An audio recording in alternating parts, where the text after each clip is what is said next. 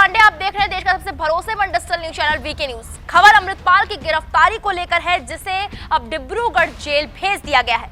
बड़ी बात यह है कि ये असम की वही डिब्रूगढ़ जेल है जहां के सीएम हेमंत बिस्वा शर्मा है और सीएम हेमंता को अमृतपाल और उसके तथाकथित खालिस्तानी समर्थक धमकी देते थे। न सिर्फ हेमंता को बल्कि देश के गृह मंत्री अमित शाह को भी धमकी देते थे। लेकिन अब अमृतपाल हेमंता बिस्वा शर्मा के राज में डिब्रूगढ़ जेल में बंद है। डिब्रूगढ़ जेल में बंद होने को लेकर एक बड़ा बयान सामने आया है। पूर्व आईपीएस रणवीर शर्मा ने इस जेल पर हमला होने का शक जताते हुए 3 प्रमुख बातें बताई हैं। उन्होंने क्या बताया है वो आपको आगे बताएंगे, लेकिन उससे पहले ये भी जानिए कि पंजाब में अमृतपाल को क्यों नहीं रखा गया, यानी कि पंजाब की किसी जेल में ना रखकर उसे क्यों डिब्रूगढ़ जेल ही भेजा गया है। क्यों तमाम खालिस्तानी समर्थकों को जो इस मामले में बड़े नाम हैं उन्हें डिब्रूगढ़ जेल भेजा गया था।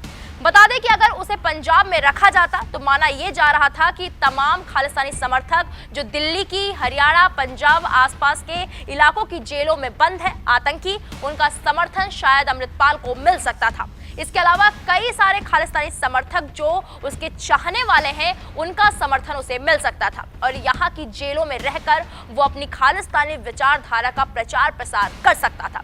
तो ये एक बड़ा खतरा था, इसलिए उसे डिब्रूगढ़ जेल भेजा गया है। इसके अलावा भाषाई आधार पर अमृतपाल को अपनी सोच को फैलाकर वहां के लोगों को बरगलाना आसान नहीं होगा, ये उसके लिए बेहद मुश्किल होगा। तो वहीं अगर उसे पंजाब की जेल में रखा जाता तो वो वहां पर लोगों का ब्रेन वॉश कर सकता था। तो चलिए अब आपको वो बड़ी बात बताते हैं जो पूर्व आईपीएस ने कहा है। आईपीएस ने कहा है, इस बहरूपिया ने 36 दिन तक सारे देश को, सारी पुलिस को परेशान किया। अब 3 बातों पर पुलिस को ध्यान देने की जरूरत है। सबसे पहली, जो उसे डिब्रूगढ़ जेल लेकर गए हैं वहां पर कोई गैंग उसे छुड़ाने का प्रयास ना करे, इसलिए वहां सिक्योरिटी बढ़ाने की बहुत जरूरत है। डिब्रूगढ़ के आसपास 3 सिक्योरिटी होनी चाहिए। नंबर 1 जहां इसको रखा जाएगा, number 2 outer ring road, number 3 layer की सिस्टम स्टेट के बाहर भी रखा जाए, क्योंकि वहां पर बॉर्डर एरिया बहुत ज्यादा है डिब्रूगढ़ के आसपास। क्योंकि मैं वहां पर आईजी था, इसलिए वहां के एरिया से मैं वाकिफ हूँ। जो बॉर्डर एरिया है उसकी सिक्योरिटी रखना बहुत जरूरी है, क्योंकि वहां पर हथियार बंद लोग ना हो और अटैक करने वाले लोग ना हो जो इसको छुड़वा कर ले जाए। नंबर 2, अब इसके उस आईएसआई कनेक्शन के बारे में पता करना पड़ेगा कि इसको इतने सारे सपोर्ट, यानी कि लॉजिस्टिक सपोर्ट, पैसे का सपोर्ट, हथियार का सपोर्ट कहां से मिल रहा है। नंबर 3, जो सबसे इंपॉर्टेंट बात है कि जितने हाइडआउट्स रहे हैं, जो उसके हमदर्द दोस्त रहे हैं, अब उनको एक-एक को पुलिस को चुग लेना चाहिए, उठवा लेना चाहिए, क्योंकि यही हमदर्द दोस्त इसकी कोई ना कोई पैरवी करेंगे, चाहे वो समाज में पैरवी करें, चाहे वो कोर्ट में पैरवी करें।